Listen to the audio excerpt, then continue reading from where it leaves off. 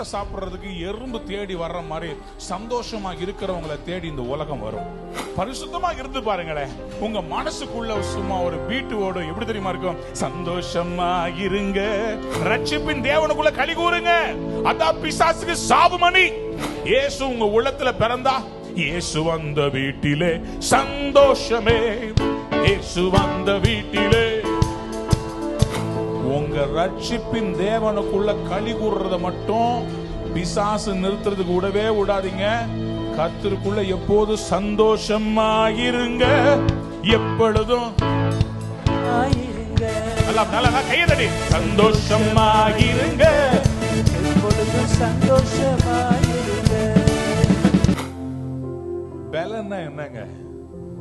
நெகேமியா 8ஆம் அதிகாரம் 10ஆம் வசனத்தை வாசிக்க போறோம். எனக்கு செய்தியினுடைய தலைப்பு ஹிண்ட் பின்னாடி போர்டா போட்டிருக்கிறோம். நாங்க அவர்களை நோக்கி, நீங்கள் போய் கொழுமையானதை புசி. நீங்க முன்னாடி நீங்க மத்தியானம் எல்லாரும் கொழுமையானதை புசிக்க போறீங்க. மதுரமானதை குடித்து, நல்ல ஆப்பிள் ஜூஸ் குடிங்க, வேற எதையும் குடிச்சிடாதீங்க. மதுரமானதை குடித்து, அப்புறம் ஒன்றுமில்லாதவர்களுக்கு, அதாவது திருப்பி கிஃப்ட் உங்களுக்கு அனுப்ப முடியாதவங்களுக்கு, those who are ineligible, who are not resourceful in sending you back the return gift, உங்களுக்கு ரிட்டர்ன் gift கொடுக்க முடியாத ஒன்றுமில்லாதவர்களுக்கு என்ன பண்ணுங்களா? கிஃப்ட் அனுப்பிச்சுவீங்கப்பா, கிஃப்ட் அனுப்பிச்சுவீங்க. அப்புறம் அப்புறம் இதுல நீங்கள் ட்ரேட் ஃபேர்ல போய் எக்ஸிபிஷன் போட வேண்டாம், இதுல நீங்க விசாரப்பட வேண்டாம், கஷ்டப்பட வேண்டாம். இது என்ன மாதிரி நாள்? இது கர்த்தருக்குள் மகிழ்ச்சியா இருப்பதே உங்களுடைய பலன் என்றான். கைகளை உயர்த்தி அல்லேலூயா சொல்லுங்க. பக்கத்துல பார்த்து சொல்லுங்க, மகிழ்ச்சியா இருங்க பிரதர் சிஸ்டர், மகிழ்ச்சியா இருங்க சொல்லுங்க. பக்கத்துல பார்த்து சொல்லுங்க. ஆண்டவருடைய ஆலயம் என்ன தெரியுமா?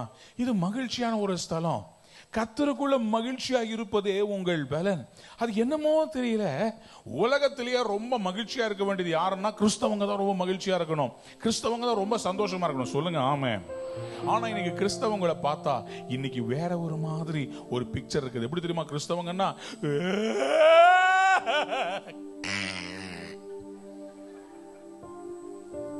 கிறிஸ்தவங்கன்னாவே அழுகாச்சி, அழுக அப்படின்ற மாதிரி இருக்குது. ஆனா நம்ம அதை மாத்தறதுக்கு கர்த்தர் நம்மளை பார்த்து சொல்றாரு, கர்த்தருக்குள் எப்பொழுதும் சந்தோஷமா இருங்கள். பார்த்தாரு பவுல் பிலிப்பியர் 4ஆம் அதிகாரம் 4ஆம் வசனத்துல அவர் சொல்றாரு, கர்த்தருக்குள் எப்பொழுதும் சந்தோஷமா இருங்க. ஒரு தடவை சொல்லி பார்த்தாரு, நம்ம ஆட்கள் சிரிக்கிற மாதிரியே இல்ல. அவருக்கு என்ன பண்றதுன்னு தெரியல. மறுபடியும் சொல்லுகிறேன், சந்தோஷமா இருக்கு. சத்தமா ஒரு அல்லேலூயா சொல்லுங்க. இன்னும் சத்தமா ஒரு அல்லேலூயா சொல்லுங்க. அல்லேலூயா. ஷாப்பிங் மாலுக்கு ஒரு நாள் போயிருந்தேன். அங்க ஒரு குழந்தை இப்படியா அழுதுகிட்டு இருந்துச்சு. இப்போ உங்களுக்கு இந்த மாதிரி சூழ்நிலை யாராவது அழுதுகிட்டு இருந்தா உங்களுக்கு ஷாப்பிங் மால்ல உங்களுக்கு எப்படி இருக்கும்? நீங்க அங்க வந்திருக்கீங்க, யாராவது அப்படி அழுதா உங்களுக்கு எப்படி இருக்கும்? எப்படி இருக்கும்? சந்தோஷமா இருக்கும்ல. பாவம் எப்படி அழுதுல, அவங்க அப்பாவை பார்த்து கூப்பிட்டு நங்கு நங்கு 4 கொட்டை வச்சு, என்ன என் பிள்ளைய அழ விடுற அப்படின்னு அவரை திட்டுவீங்களா? இல்ல அழுகிற பிள்ளைய பார்த்து சந்தோஷமா இருக்க நேரத்துல வந்து இந்த மாதிரி அழுதுகிட்டு இருக்குதே அப்படின்னு யோசிப்பீங்களா? ஆண்டவர்ட்ட நீங்க எப்படி இன்னைக்கு வர்றீங்க? இன்னைக்கு நீங்கள் நானும் ஆண்டவரை எப்படி பார்க்கிறோம்? How are we perceiving God? ஆண்டவர்ட்ட நம்ம எப்படி வர்றோம்? அவர்ட்ட எப்படி இருக்கிறோம்? நம்ம அதை வச்சுதான் நமக்கு அற்புதமே செய்வார். நம்ம ஆண்டவருக்குள்ள சந்தோஷமா இருந்தோம்னா ஆண்டவர் நம்மளை பார்த்து என்ன தெரியுமா சொல்லுவாரு? சூப்பர். எனக்கெல்லாம் அந்த மாதிரி யாராவது குழந்தை அழுதுச்சுன்னு வச்சுக்கோங்களேன், கை துரு துருன்னு. எதுக்கு தெரியுமா? ஒரு அப்பு விடலாமான்னு இருக்கும், ஆனா விட முடியாது. நான் ஒரு தேசத்துக்கு போயிருந்தேன், ஒரு பிள்ளை அது அழுகுது பாருங்க, அவங்க அப்பாவை போடா அப்படின்னு சொல்லுவேன். நான் அப்பதான் அர்ஜென்ட்டா மெசேஜ் ப்ரிப்பேர் பண்ணிக்கிட்டு இருக்கிறேன். அது கத்தும் போது எனக்கு அடிக்கவும் முடியல, அதை பார்த்து அழவும் முடியல. ரொம்ப கஷ்டப்பட்டேன். அழுதுகிட்டே அடம் பிடிச்சுக்கிட்டே இது வேணும்னு பிடிவாதம் பிடிக்குது. அப்போ எனக்கு மனசுல தான் யோசிக்கிறேன், நம்ம ஆண்டவர்கிட்ட கூட நம்ம வந்து சில காரியங்கள் கேட்டுட்டு இதுதான் வேணும் ஆண்டவரேன்னு கேட்டுட்டு அழுதுகிட்டே இருக்கிறோம். ஆனா ஆண்டவர் நம்மளை எப்படி தெரியுமா பாக்குறாரு? செல்ல பிள்ளைங்களா பாக்குறாரு. நம்மளை எப்படி பார்க்கணும், நம்ம எப்படி இருந்தா அவரை நம்ம கேட்கலாம் செய்வது தெரியுமா? அழுதுகிட்டு இருக்கிறதுனால நம்ம சாதிக்கலாம் நினைச்சுக்காதீங்க. சங்கீதங்களில் 37ஆம் சங்கீதம் 4ஆம் வசனத்தை வாசித்து பாருங்க. Psalm 37 and verse 4 says something like this. கர்த்தரிடத்தில் மனமகிழ்ச்சியாய் கர்த்தரிடத்தில் மனமகிழ்ச்சியாய் இரு. அவர் உன் இருதயத்தின் வேண்டுதலை உனக்கு அறிவிச் செய்வார். கர்த்தரிடத்தில் மனமகிழ்ச்சியாய் இருந்தா கர்த்தர் என்ன பண்ணுவாரா? உன் இருதயத்தின் வேண்டுதல்கள் எல்லாவற்றையும் உனக்கு அருள் செய்வார். கைகளை உயர்த்தி ஒரு ஆமேன்னு சொல்லுங்களேன். பக்கத்துல உங்களை கையை கொடுத்து சொல்லுங்க, சந்தோஷமா இருங்க, எல்லாம் கிடைக்கும். சொல்லுங்க ஆமே. எல்லாம் வரப்போகுது. எத்தனை பேர் ஆமேன்னு சொல்ல விரும்புறீங்க? அல்லேலூயா. கர்த்தரிடத்தில் மனமகிழ்ச்சியா இரு. மனமகிழ்ச்சியா இருப்பா. மனமகிழ்ச்சியா இருக்கிறது நம்ம ஆண்ட சொன்னா கேட்கவே மாட்டாங்க. சந்தோஷமா இருங்கன்னு சொல்லுங்க. ஆபீஸ்ல இருக்கிற எல்லா பொம்பளை பிள்ளைங்கிட்டையும் ஆளுக்கு பல்ல இழிக்கும். சிஸ்டர், வீட்டுல வந்த சனியனே கட்டிக்கிட்டு என்னத்த பண்ற? அங்க போய் manager yes sir, okay sir, yes sir, okay sir. வீட்டுல வந்த கொட்டிக்குது பாரு. வெளியெல்லாம் சந்தோஷம், வீட்டுக்குள்ள வந்தா சில பேருக்கு சந்தோஷமே இல்லை. அன்னைக்கு ஒருத்தர் கேட்கிறேன், எங்க போறீங்க? அவர் சொல்றார், நரகத்துக்கு போறேன். நான் கேட்டேன், ஏன் இவ்வளவு சீக்கிரமான்னு கேட்டேன். அந்த நரகம் இல்ல, இங்கே ஒரு நரகம் இருக்குதுன்னாரு. அது என்னமோ தெரியல, இன்னைக்கு பாத்தீங்கன்னா நிறைய பேர் ஒரு நரக வாழ்க்கை வாழ்ந்துகிட்டு தங்க லைஃபையே கெடுத்துக்கிட்டு தானும் கசப்பா இருப்பாங்க, மற்றவங்களையும் கசப்பா மாத்திடுவாங்க. அவங்களுக்கு சொல்றேன், அப்படிப்பட்டவங்க அந்த உலகத்துல ரொம்ப லோன்லி பர்சனா இருப்பாங்க. நான் நல்ல சந்தோஷமா இருக்கிறவங்களை தேடி சக்கரை சாப்பிட்றதுக்கு எறும்பு தேடி வர்ற மாதிரி சந்தோஷமா இருக்கிறவங்களை தேடி இந்த உலகம் வரும். சத்தமா ஒரு ஆமேன்னு சொல்லுங்களேன். அது என்னமோ தெரியல, கிறிஸ்தவங்களுக்கு என்னமோ ஒரு நினைப்பு, நான் சோகமாக இருந்தா தான் கர்த்தர் எண்ணத்தில் பிரியமா இருக்கிறார். உங்களுக்கு ஒண்ணே ஒண்ணு சொல்றேன், யாருக்கு சந்தோஷம் இருக்காது தெரியுமா? பாவிகளுக்கு சந்தோஷமே இருக்காது. துன்மார்க்கனுக்கு சந்தோஷமா இருக்கு. ஏன் தெரியுமா? அவன் பாவம் பண்ண பண்ண அவன் மனசுக்குள்ள அப்படியே மனசாட்சி அடிக்கும். நீ ஒரு பாவி, உன்னால சந்தோஷமா இருக்க முடியாது, நீ சிகரெட் குடிச்சிட்டல, அவ்வளவுதான், உனக்கு கேன்சர் வரப்போகுது. பிசாசு மனசுல அப்படியே பேசுவான், ஐயோ நீ போனல, விபச்சாரம் பண்ணல, உனக்கு பாரு எய்ட்ஸ் வரப்போகுது பாரு. ஏன்? அவன் பாவம் செஞ்சனால அவன் மனசுக்குள்ள பிசாசு அப்படியே டங்கு நக்க டங்கு நக்க 6 8 போட்டு டான்ஸ் ஆடி போவாங்க. இப்போ சாவ போற, இப்போ சாவ போற, இந்த மாசம் அப்படின்னு பாடிட்டு இருப்பான். அதே பரிசுத்தமா இருந்து பாருங்களேன், உங்க மனசுக்குள்ள சும்மா ஒரு பீட்டு ஓடும். எப்படி தெரியுமா இருக்கும்? சந்தோஷமா இருங்க, எப்பொழுதும் சந்தோஷமா இருங்க. சொல்லுங்க, சந்தோஷமா இருங்க, எப்பொழுதும் சந்தோஷமா இருங்க. உயர்வானாலும் தாழ்வானாலும், உயர்வானாலும் தாழ்வானாலும் சர்வவல்ல தேவன் நம்மோடு இருக்கிறார். சர்வவல்ல தேவன். சந்தோஷமா இருங்க, எப்பொழுதும் சந்தோஷமா இருங்க. சொல்லுங்க பக்கத்துல, சந்தோஷம் பக்கத்துல சொல்லுங்க.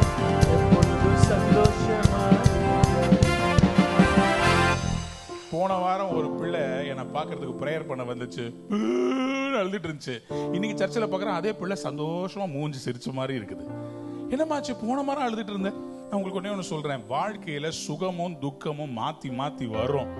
நைட் ஆனா அழுக வரும், ஆனா பகல் ஆச்சுன்னா சந்தோஷம் வரும். இன்னும் சத்தமா ஒரு ஆமேன்னு சொல்லுங்க. ஹல்லேலூயா. இருளான இரவினிலே கண்ணீர் விட்டேரே, இருளான இரவினிலே கண்ணீர் விட்டேரே, பகலுதிக்க காலையிலே நடனம் செய்தேரே, பகலுதிக்க காலையிலே நடனம் செய்தேரே. நீதிமான்களுக்கு எப்போதும் சந்தோஷம் தான். நீதிமான்களுடைய கூடாரத்துல, சங்கீதம் 68:3 வாசித்துருங்க ஃபர்ஸ்ட். நீதிமான்களோ, சங்கீதம் 68:3. நீதிமான்களோ பக்கத்துல பார்த்து சொல்லுங்க, க்ளோ. நீதிமான்கள் ஃபேஸ்லயே ஒரு க்ளோ இருக்கும். நீதிமான்களோ க்ளோ. பக்கத்துல பார்த்து சொல்லுங்க, உங்க மூஞ்ச பார்த்தா க்ளோ இருக்குதா இல்ல கோன்னு சொல்லுதா? சிலர் மூஞ்ச பார்த்தாலே கோ, என்கிட்ட வச்சுக்காத, நான் எள்ளும் கொள்ளும் பா அப்படின்ற மாதிரி சில பேர். ஆனா சில பேர் முகத்துல பார்த்தாலே இவங்ககிட்ட இன்னும் கொஞ்ச நேரம் பேசலாம் போல இருக்குது, இவங்க நல்லா சந்தோஷமா இருக்கிறாங்களே. சர்க்கரைக்கு அட்வர்டைஸ்மெண்டே தேவையில்லைங்க. You don't need an advertisement for sugar. It will the ants will come. சந்தோஷமா இருக்கிறவங்க வந்து இன்ஃபெக்ஷியஸா இருப்பாங்க. இதனால தான் பாருங்க, ஆபீஸ்ல சர்ச்சில் எங்க போனாலும் சந்தோஷமா இருக்கிறவங்களை தேடி உலகமே வரும். நம்ம சந்தோஷமா இருக்கணும்ன்றது ஆண்டவருடைய எதிர்பார்ப்பு. அவருடைய எதிர்பார்ப்பே தான். நீதிமான்களோ தேவனுக்கு முன்பாக மகிழ்ந்து களி கூர்ந்து ஆனந்த சந்தோஷம் அடைவார்கள். நீதிமான்களோ, நீதிமானுடைய வீட்டுல எப்படி இருக்கும்? டேய் கொன்று வேண்டாம் அப்படின்னு சவுண்ட் வரும்னு நினைக்கிறீங்களா? நீதிமான்களுடைய வீட்டுல எப்படி தெரியுமா இருக்கும்? என்ன தெரியுமா பாடுவாங்க? இயேசு வந்த வீட்டிலே சந்தோஷமே, இயேசு வந்த வீட்டிலே சந்தோஷமே, இயேசு வந்த வீட்டிலே சந்தோஷமே. சங்கீதம் 118 15 வசனம். நீதிமான்களுடைய கூடாரங்களிலே ரட்சிப்பின் கம்பீர சத்தம் உண்டு, கர்த்தரின் வலதுகரம் பராக்கிரமம் செய்யும். கர்த்தரின் வலதுகரம் எப்ப தெரியுமா பராக்கிரமம் செய்யும்? கர்த்தருடைய வல்லமையான வலதுகரம் எப்ப பராக்கிரமம் செய்யும் சொன்னா, நம்ம அழுதுகிட்டு இருக்கும் போது இல்ல, நம்ம நீதிமான்களுடைய கூடாரமா இருக்கும் போது, நம்ம வீட்டுல ரட்சிப்பின் கம்பீர சத்தம் துணிக்கும் போது நம்ம வீட்டுக்கு அவர் வருவார். கைகளை உயர்த்தி அல்லேலூயா சொல்லுங்களேன், சத்தமா அல்லேலூயா சொல்லுங்களேன். What is God's expectation about you? உங்களை என்னை குறித்து தேவனுடைய சித்தம் என்ன? ரோமர் 14:17 நிறைய கொட்டேஷன் தரேன், தயவு செய்து எழுதிக்கோங்க. ஏன் தெரியுமா? ரொம்ப சோகமா இருக்கும் போது இதை எடுத்து வச்சுட்டு நீங்க சிரிக்கணும். உங்களுக்கு தெரியுமா, நம்ம என்னைக்கு ரொம்ப போராட்டத்துல சோகத்துல இருக்கிறோமோ, அப்போ ஒன்னே ஒண்ணு தெரியணும், இதுக்கு பிறகு எனக்கு ஒரு பெரிய வெற்றியை கர்த்தர் கொடுக்க போறேன். உங்களை சோகத்துக்குள்ள தள்ளுறதுக்கு காரணமே, நீங்க எப்படியாவது தேவன் கொடுக்க போகிற அந்த பெரிய விடுதலையை பெறுவதற்கு முன்பாக சோர்ந்து போய் எனக்கு எதுவும் வேணான்னு உயிரை விடணும்ன்றதான் பிசாசுடைய பிளானே. வாசிங்க வாசிங்க வாசிங்க. ரோமர் 14:17. தேவனுடைய ராஜ்யம் என்பது புசிப்பும் குடிப்பும் அல்ல, ஞாயிற்றுக்கிழமையில் 1 கிலோ கோழி எடுத்து அதை 4 வேளைக்கு சாப்பிடுவது அல்ல, அது நீதியும் சமாதானமும், அது நீதியும் சமாதானமும் பரிசுத்த ஆவியினால் உண்டாகும் சந்தோஷமுமாயிருக்கும்.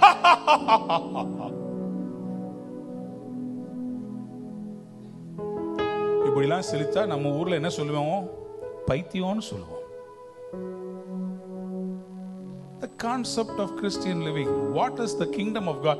The kingdom of God is righteous peace and joy in the Holy Spirit, not just of the Holy Spirit, in the Holy Spirit. தேவ பிள்ளையே, பூமியின் மேல ஒரு பொருள் மேல நீங்க சந்தோஷம் வச்சீங்கன்னா அது லோவர் லெவல் ஆஃப் ஹாப்பினஸ். நல்லா கவனிங்க, பலவிதமான மகிழ்ச்சியின் லெவல் இருக்கு. நான் இப்படி சொல்றேன், சந்தோஷம், எனக்கு ஐஸ்கிரீம் சாப்பிடணும், ஐஸ்கிரீம் சாப்பிட்டேன், சந்தோஷமா இருக்கிறேன், இது ஹாப்பி, இது ஃப்ளஷ்ல. அடுத்தது எனக்கு நல்ல ஒரு மனைவி வேணும், இதெல்லாம் சாதாரணமானது இல்லை. ஐஸ்கிரீம் அது மிஸ் பண்ணலாம், நல்ல மனைவி, சோ அது மிஸ் பண்ணக்கூடாது.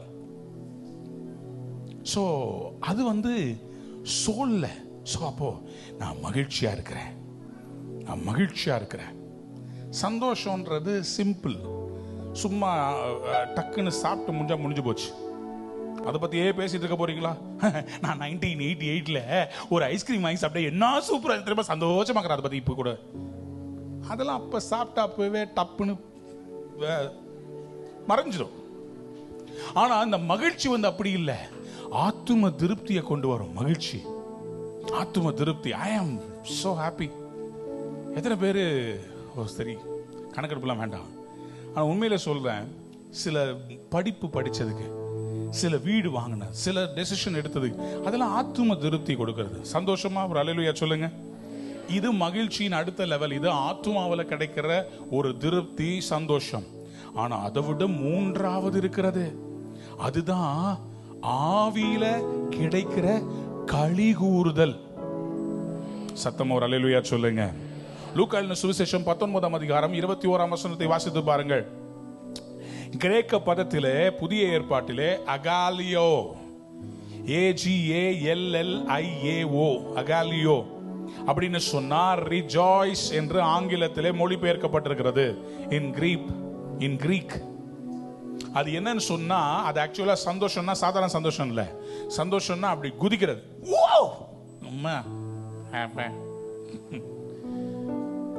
அப்படி அந்த குதிக்கிற சந்தோஷம் தான் லீப் ஃபார் ஜாய். ஆண்டவராக இயேசுவிடத்துல சீஷர்கள் வந்து சொல்றாங்க, ஆண்டவரே உம்முடைய நாமத்துல பிசாசுகள் ஓடுகிறது, வியாதிகள் சுகமாகிறது. உடனே ஆண்டவர் என்ன தெரியுமா பண்ணல, அப்படியே சேமம் உண்டாகட்டும் அப்படின்னு சொல்லிட்டு ஆண்டவர் இல்ல, அவர் என்ன பண்ணாரு, ஆவியில கலி கூர்ந்தா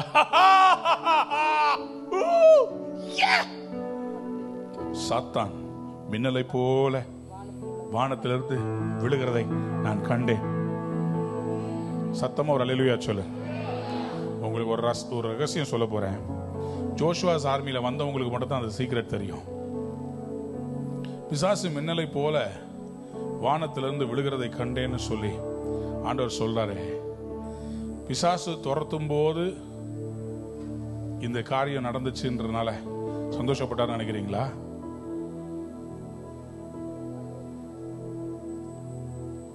இயேசு சாமி அன்னைக்கு எருசலேமுக்கு மேல இருந்து விழுந்த அல்லது அந்த பக்கத்துல இருக்கிற பட்டணத்து மேல இருந்து பிசாசு விழுந்ததை சொல்ல, எத்தனையோ வருஷத்துக்கு முன்னாடி, எத்தனையோ ஆண்டுகளுக்கு முன்பாக ஆதியிலே தேவன் வானத்தையும் பூமியும் சிருஷ்டித்தார் இருக்குல்ல. அதுக்கு பிறகு ஆதியாகமம் 1:2 பூமியானது ஒழுங்கின்மையும் வெறுமையுமாயிருந்ததுன்னு சொல்லி போட்டிருக்குல்ல. அந்த 1வது வசனத்துக்கும் 2வது வசனத்துக்கும் நடுவுல தான் தேவ தூதனாய் ஆண்டவருடைய சமூகத்தில் ஆராதனை எடுத்துக்கொண்டிருந்த லூசிபர் ஆண்டவருக்கு நிகராக சிங்காசனத்தை உயர்த்த ட்ரை பண்ண ஆண்டவரை தள்ளி விட்டார். அவன் கீழே விழுந்து பூமியெல்லாம் கெடுத்து போட்டான். ஆண்டவர் சொன்னது எப்ப தெரியுமா? உலகம் தோன்றதுக்கு முன்னாடியே அவன் விழுந்தான்றதை ஆண்டவர் நமக்கு சொன்னார்.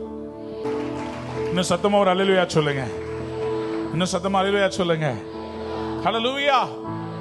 சோ சந்தோஷமா இருக்க சொல்லி ஆண்டவர் சொல்றார். ஆண்டவர் நம்ம பத்தி வச்சிருக்கிற சித்தம் என்ன? What is God's expectation of us? வாசிங்க பாப்போம். 1 தெசலோனிக்கேயர் 5ஆம் அதிகாரம், 1 தெசலோனிக்கேயர் 5ஆம் அதிகாரம் 16ஆம் வசனத்துல இருந்து. எப்பொழுதும் சந்தோஷமாயிருங்கள், இடைவிடாமல் ஜெபம் பண்ணுங்கள், இடைவிடாமல் ஜெபம் பண்ணுங்கள், எல்லாவற்றிலேயும் ஸ்தோத்திரம் செய்யுங்கள். அப்படி செய்வதே கிறிஸ்து இயேசுவுக்குள் உங்களை குறித்து தேவனுடைய சித்தமாய் இருக்கிறது. கைகளை உயர்த்தி ஒரு ஆமென் சொல்லுங்க. தேவனுடைய சித்தமே அதுதான். பிசாசுடைய சித்தம் என்ன? அப்படியே ஆப்போசிட்டா போடுங்களேன். இது தேவனுடைய சித்தம்னா பிசாசுடைய சித்தம் என்னமா இருக்கணும்? எப்பொழுதும் அழுது கொண்டே இருங்கள், அப்போ ஜெபம் பண்ணுங்கள், எல்லாவற்றிற்காகவும் ஸ்தோத்திரம் செய்யாதீர்கள், முறுமுறுத்து கொண்டே இருங்கள். பக்கத்துல பார்த்து கேளுங்க, நீங்க யாருடைய பிள்ளையா இருக்கிறீங்க? நீங்க யாரை ஆராதிக்கிறீங்க? நீங்க எதை செய்றீங்க? நம்ம சந்தோஷமா இருக்கிறோமா, முறுமுறுக்கிறோமா, குறு முறுமுறுன்னு வாழ்றோமா, இல்ல எப்பொழுதும் சந்தோஷமா இருக்கிறோமா, இடைவிடாமல் ஜெபம் பண்றோமா, எல்லாவற்றிலையும் ஸ்தோத்திரம் பண்றோமா? எது மாதிரி நம்ம வாழ்க்கை இருக்குதுன்னு சொல்லி கொஞ்சம் ஆராய்ஞ்சு பார்க்கணும் மக்களே. ஏன்னா கர்த்தர் நம்மள பரலோகத்துல ஒரு நாள் கூப்பிடும் போது நம்மளை பார்த்து கேட்பாரு, எப்படிப்பா நல்லா இருந்தியா? ஐயோ ஏன் கேக்குறீங்க? டப்பா டான்ஸ் ஆடி நீ கொடுத்தீரே ஒரு ஒய்ஃப், நீ கொடுத்தீரே ஒரு ஹஸ்பண்ட், நீ கொடுத்தீங்களே பிள்ளைங்கன்னு சொல்லி பாடா படுத்திருச்சு. ஆண்டவர் கேட்பாரு, நான் உனக்கு என்ன நன்மையா தானே இப்ப கொடுத்தேன், சந்தோஷமா இருக்க வேண்டியது தானேப்பா. ஆண்டவர் நமக்கு முன்னாடி இன்னைக்கு மரணத்தையும் ஜீவனையும் வச்சிருக்கிறார். நம்ம எப்படி வாழ்றோமோ அதை வச்சுதான் இருக்குது. நம்ம லைஃப் நம்ம கையில தான் இருக்குது. பக்கத்துல பார்த்து சொல்லுங்க, உன் வாழ்க்கை உன் கையிலே. ஆமா, அதை நரகமாவும் மாத்தலாம், அதை பரலோகமும் மாத்தலாம். உங்க வீடு ஒரு குட்டி பரலோகமா மாறணும். உங்க வீட்டுல ஒரு சந்தோஷம் இருக்கணும். உங்க மனைவியை பார்த்தா உங்களுக்கு சந்தோஷம் வரணும். உங்க கணவனை பார்த்தா சந்தோஷமா இருக்கணும். சொட்டையானாலும் சரி, மொட்டையானாலும் சொட்டையானாலும் அதை நீங்க சந்தோஷமா பார்க்கணும். உங்களுடைய குடும்பத்தை, பிள்ளைகளை பார்த்து சந்தோஷமா இருக்கணும். அன்பார்ந்தவருடைய பிள்ளைகளே, வேதம் சொல்லுகிறது நீதிமொழிகளின் புத்தகம் 5ஆம் அதிகாரம், see good family is a blessing from the Lord. நல்ல குடும்பம் ஆண்டவர் நமக்கு கொடுத்திருக்கிற மகிழ்ச்சி. வேதம் சொல்லுகிறது நீதிமொழிகள் 5ஆம் அதிகாரம் 18-19 வசனங்களை வாசித்து பாருங்க. உன் ஊற்றுக்கண் ஆசீர்வதிக்கப்படுவதாக, உன் இளவயதின் மனைவியோட மகிழ்ந்திரு, அவளே நேசிக்கப்படத்தக்க பெண்மானும் அழகான வரையாடும் போல் இருப்பாளாக. எப்பொழுதும் உன்னை திருப்தி செய்வதாக, அவருடைய ஸ்தனங்களே எப்பொழுதும் உன்னை திருப்தி செய்வதாக, அவருடைய நேசத்தால் நீ எப்பொழுதும் மயங்கி இருப்பாயாக. சந்தோஷமா இருக்கிறது, தனக்கு கொடுக்கப்பட்டதுல சந்தோஷமா இருக்கிறது, கொடுக்கப்பட்ட குடும்பத்துல சந்தோஷம், கொடுக்கப்பட்ட பிள்ளைகளத்துல சந்தோஷம், ஆண்டவர் நமக்கு கொடுத்த வேலையில சந்தோஷம். வேலை வேணும் வேலை வேணும் ஜெபம் பண்ணுவாங்க. வேலையில சேர்ந்த உடனே ஐயோ வேலை, ஐயோ வேலை. உண்மையா கர்த்தரை நேசிக்கிறவங்க ஆண்டவர் கொடுத்த எல்லாத்தையும் நேசிப்பாங்க. கைகளை உயர்த்தி ஆமென் சொல்லுங்களேன். சங்கீதக்காரன் சொல்லுறா, கர்த்தருடைய ஆலயத்துக்கு போவோம் வாருங்கள் என்று சொன்ன போது நான் எப்படி இருந்தேன்? நான் மகிழ்ச்சியா இருந்தேன். அன்னைக்கு காலையில எழுந்துச்சு, ஐயோ ஒரு நாள் தான் லீவு, அந்த நாள் சர்ச்சுக்கு போகணுமா? கொஞ்சம் தூங்க கூடாதா? இன்னைக்கு போய் யார் சர்ச்சை வச்சது? இவரு பெரியவர்கள் இவர் சொல்றாரு, இன்னைக்கு போய் யார் சர்ச்சை வச்சது? உன்னை இந்த பூமியில வச்சார்ல, அவரை சொல்லணும். இன்னைக்கு போய் யார் சர்ச்சை, யார் காலையில வச்சது? நீ சாயந்தரம் வச்சாலும் வரமாட்டே. நீ பாருங்க, குடும்பம்னா சந்தோஷம் இருக்கணும். குடும்பத்துல சந்தோஷம் இல்லைன்னு வச்சுக்கோங்களேன், வாழ்றதே வேஸ்ட். குடும்பத்துல சந்தோஷம் இருக்கணும். இஸ்ரவேல்ல போய் பாருங்க, எவ்வளவு சந்தோஷம்னா அத்தனை பிள்ளைங்க வச்சிருக்கிறாங்க.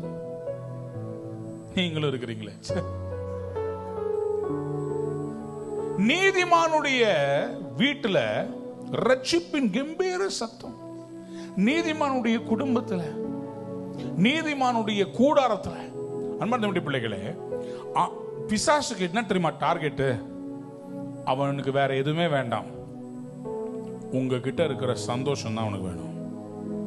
ஒரு விசுவாசிய அள வச்சு பார்த்துட்டா பிசாசுக்கு வெற்றி, மாபெரும் வெற்றி. பாட்டில் உடச்சு கொண்டாடுவான். அந்த சிஸ்டர் சர்ச்சில் என்ன மாதிரி பைபிள் வாசித்தாங்க, அந்நிய பாஷை பேசினாங்க, அள வச்சிட்டோம்ல. புருஷனை சபிக்க வச்சோம், பிள்ளைங்களை திட்ட வச்சோம், நாசமா போவீங்கடா அப்படின்னு சொல்ல வச்சிட்டோம். அவங்க வாயாலேயே கெடுத்து விட்டோம். சூப்பர், ஹைஃபை போடுறா போடுறா போடுறா, வெரி குட்ரா, உனக்கு இந்த மாசம் சம்பளம் இன்க்ரீஸ் அப்படின்னு குட்டி சாத்தானுக்கு சாத்தான் சொல்லுவான். பிசாசுடைய வேலை என்ன தெரியுமா? மைண்ட்ல வந்து நம்மளையும் ஆண்டவரும் பிரிக்கிற எண்ணங்களை போடுறது. எதுவுமே சரியில்லை.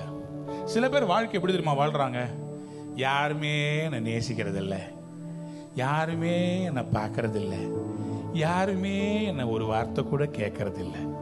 நான் கேட்கிறேன், இல்லை இல்லை இல்லை, எல்லாரும் இருக்கிறாங்க, நீ தான் உலகத்திலேயே இல்லை. எனக்கு பார்த்தாலே யாருக்கும் பிடிக்க மாட்டேங்குது, என்ன யாருமே கேட்கறது இல்லை பிரதர். நான் கேட்கிறேன், உன்கிட்ட போன் இருக்குதுல்ல, போன் எடுத்து போடு, யார்கிட்ட பேசணுமோ போனை போடு. ஏய் என்ன பண்ணிட்டு இருக்கிற? நீங்க போனை போடலாமே. நமக்கு ஈகோ, நம்ம யாரையும் கூப்பிட மாட்டோம், எல்லாரும். ஆமா, உலகத்திலேயே நீங்க தான் பாவியான ஜீவி, சரி பாவமான ஜீவி, உங்களை தான் உலகமே சுத்தி உருண்ட ஓடிக்கிட்டு இருக்குது. ஏன் அப்படிப்பட்ட எண்ணங்கள் இருக்கணும் நமக்கு? நம்ம தாழ்மையா இருந்தோம்னு சொன்னா நம்ம சந்தோஷமா இருக்க முடியும். சொல்லுங்க சத்தமா அல்லேலூயா. இன்னும் சத்தமா ஒரு அல்லேலூயா சொல்லுங்க.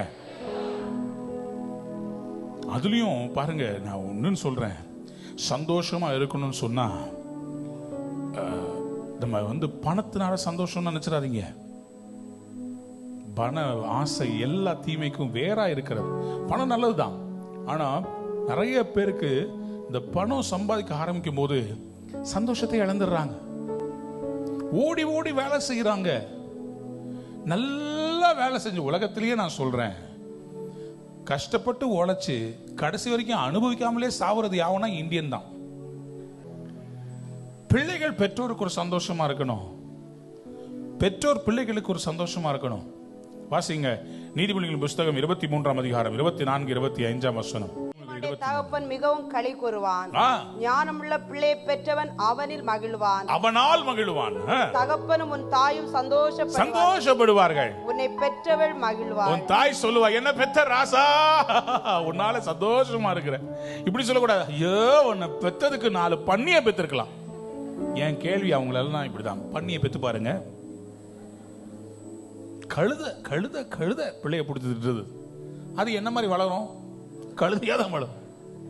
ஒரு சிஸ்டர் என்கிட்ட அவங்க வீட்டுக்கு போறேன், அவங்க சொல்றாங்க, இவன் எப்போ பார்த்தாலும் பேப்பர் சாப்பிட்டுக்கிட்டே இருக்கிறான் பாஸ்டர்.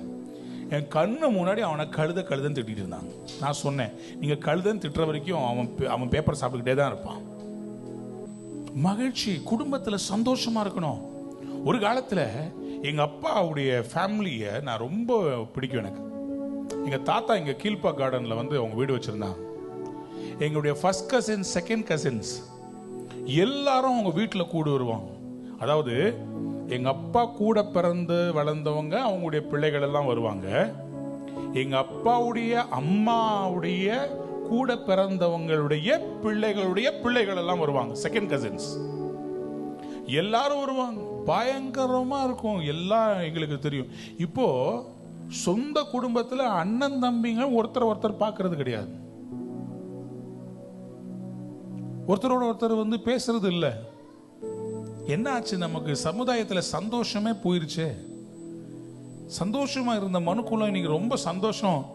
நான் சில நேரத்துல எனக்கு ரொம்ப டயர்டா நல்ல ஊழியம் முடிச்சுட்டு போனேன்னு வச்சுக்கோங்களேன், கொஞ்ச நேரம் நான் உட்காந்து இந்த ஜஸ்ட் ஃபார் லாஃப்ஸ்ன்னு சொல்லி ஒன்று இருக்கும், அதை போட்டுட்டு கொஞ்ச நேரம் சிரிப்பேன். கொஞ்ச நேரம் எனக்கு இந்த பெரிய பெரிய மீட்டிங் நடத்தி முடிச்ச உடனே மனசுக்குள்ள பயங்கர சந்தோஷமா இருக்குமா, என்னால் தூங்கவே முடியாது. சில நேரத்தில் என்னுடைய பிள்ளைங்க, நான், என் மனைவி எல்லாம் சும்மா வெளியே போய் நல்ல கார்ல சிரிச்சு பேசி சந்தோஷமா அந்த டைமை ஸ்பெண்ட் பண்ணுவோம். பிள்ளைங்களோட போய் just we will just laugh. இந்த ரெண்டு பிள்ளைங்களும் அந்த மாதிரி தான் சும்மாவே சிரிச்சுக்கிட்டே இருப்பாங்க. சும்மாவே சிரிச்சுக்கிட்டே இருப்பாங்க. சந்தோஷமா இருக்கும். குடும்பம்ன்றது நம்ம கர்த்தர் கொடுத்த இந்த கிருபையை சர்ச்சுக்கு வரும்போது நம்ம எல்லாம் சந்தோஷமா இருக்கணும். ஆண்டவர் சொன்னாரு, இது என்ன மாதிரி வீடு தெரியுமா? நல்ல கவனிங்க. கெட்ட குமாரன் ரிட்டர்ன் ஆகி திருப்பி வரான். அப்போ அப்பாவுடைய வீட்டில் என்ன மாதிரி சந்தோஷம் இருந்துச்சு தெரியுமா? காணாமல் போனவள் திரும்பி வந்தான்னு சொல்லிட்டு அவங்க எல்லாம் என்ன பண்ணாங்க? மரித்தான். லூக்கா எழுதின சுவிசேஷம் 15ஆம் அதிகாரம் 24ஆம் வசனத்தை வாசித்து பாருங்க.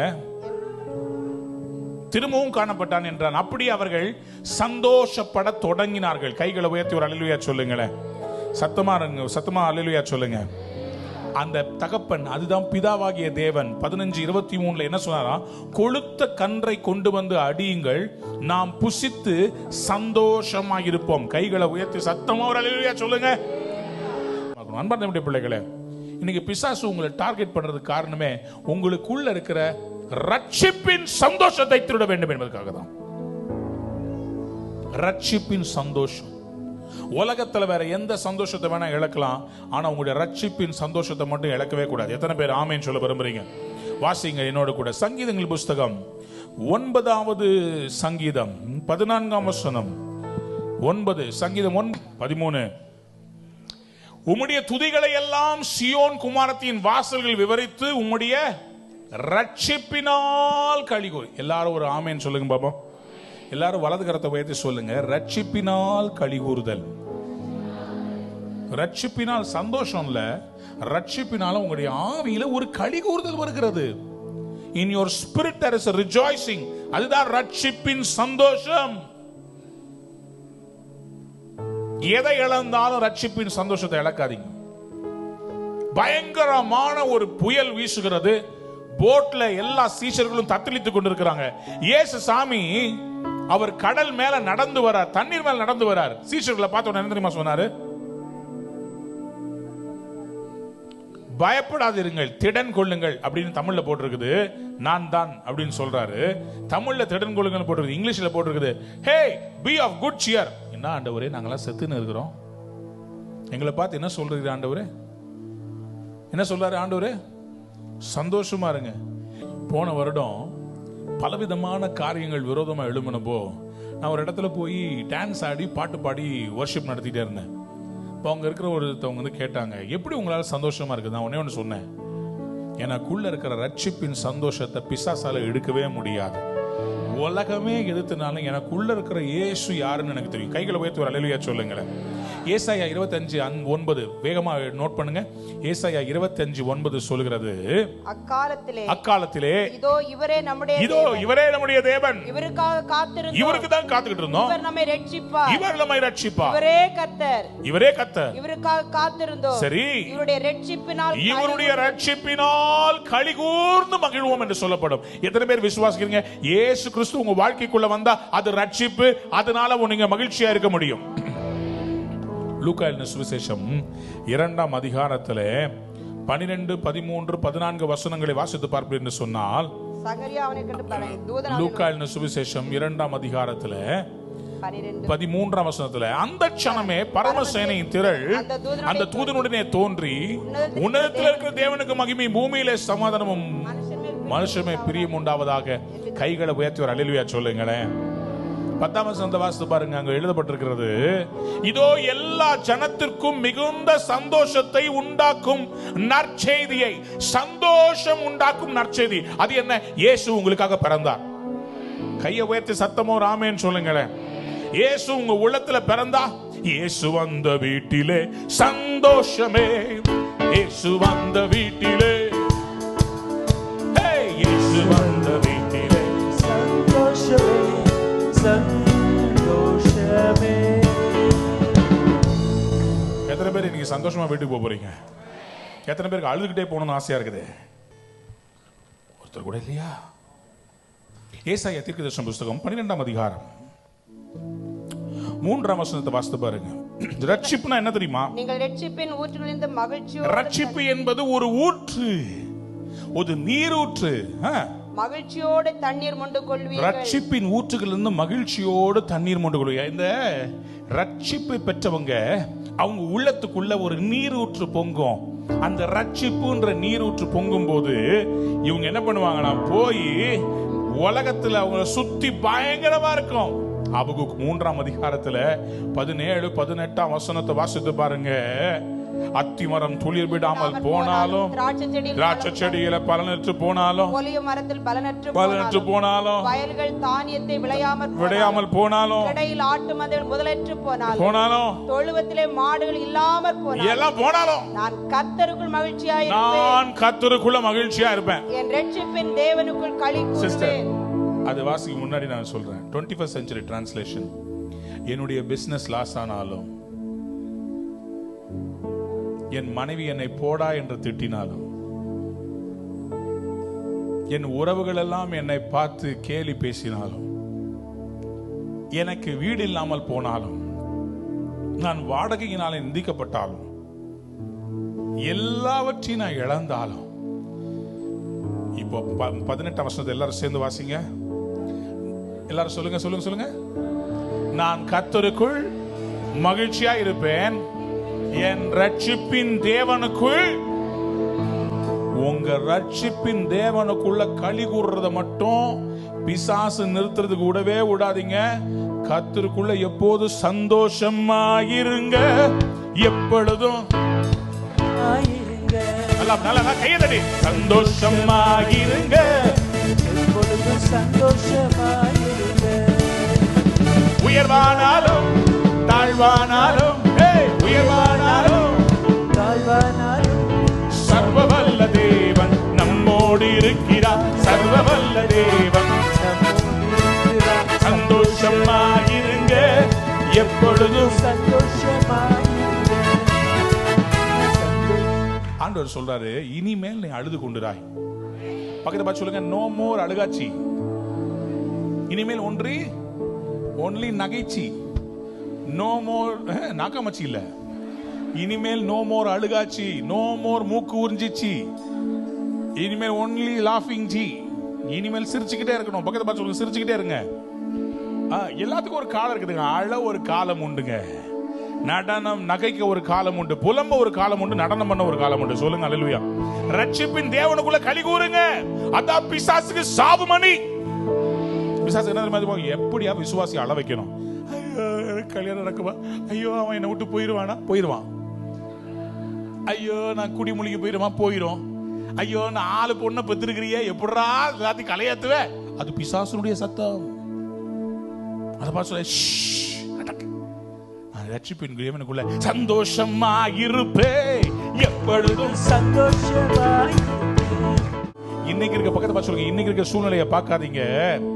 ரட்சிப்பின் தேவனுக்குள்ள களி கூறுங்க.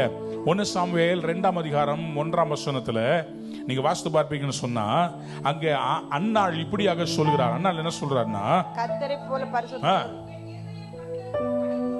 ஏன் களி கூறுகிறதுன்னு சொன்னா, ஒரு நாள் இவள் அழுகையை நிறுத்தினான்.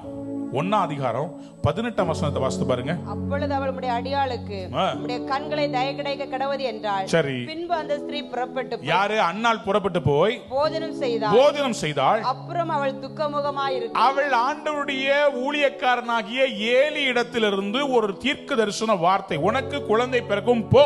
அவ்வளவுதான். அற்புதம் கிடைக்கல, குழந்தை பிறக்கல. ஆனா வார்த்தையை கேட்டா, மனசுக்குள்ள விசுவாசிச்சா, துக்க முகமா இனி இருக்க மாட்டேன்னு முடிவு பண்ணிட்டு வீட்டுக்கு போனா, நான் சொல்றேன், அவ சந்தோஷமா இருந்ததுனாலதான் குழந்தையே பிறந்துச்சு. அது அழுதுகிட்டே இருந்த வரைக்கும் அதுக்கு அற்புதம் நடக்கல. என்னைக்கு நான் இனிமேல் துக்க முகமா இருக்காது, நான் கண்ணீரை தொடச்சிட்டு நான் இனிமேல் சந்தோஷமா இருக்க போறேன். சந்தோஷப்பட்டு கணவர் சொன்னார், எஸ் நவ். ஆண்டவர் பார்த்தார், எஸ் நவ். சாமுவேல் தீர்க்கதரிசி பிறந்தா.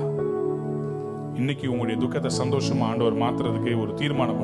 இன்னில இருந்து நான் சந்தோஷமா இருக்க போறேன், என்ன வந்தாலும் நான் சந்தோஷமா வாழ போறேன். எத்தனை பேர் ஆமேன்னு சொல்ல விரும்புறீங்க? ஒரு சிஸ்டர் வந்து என்கிட்ட சொன்னாங்க, பாஸ்டர் என் வாழ்க்கையில் இப்படி ஒரு காரியம் நடந்துச்சு.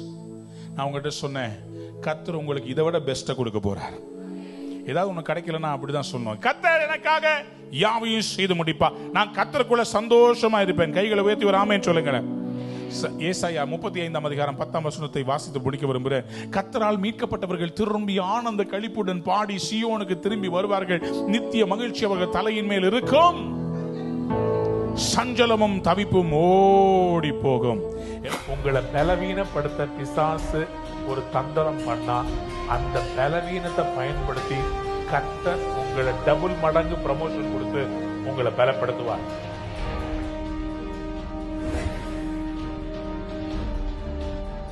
உங்களுக்கும் ஆண்டவர் கொடுத்த வாக்குத்தத்தங்கள் இன்னும் மறைவாக இருக்குது. அது இன்னும் பெற்று எடுக்கல, இன்னும் கடன்ல இருந்து விடுதலை வரல, இன்னும் அந்த வீட்டை வாங்கல, இன்னும் வேலையில உயர்வு வரல, இன்னும் லைஃப்ல செட்டில் ஆகல. சொன்னார் ஆண்டவர் தலையா வைப்பேன்னு, ஆனா இன்னும் வெளியே வரல. கர்த்தர் சொல்றாரு, உனக்கு பலன் இல்லாம இருக்குது, ஆனா நான் உனக்கு பலத்தை கொடுக்க போகிறேன்.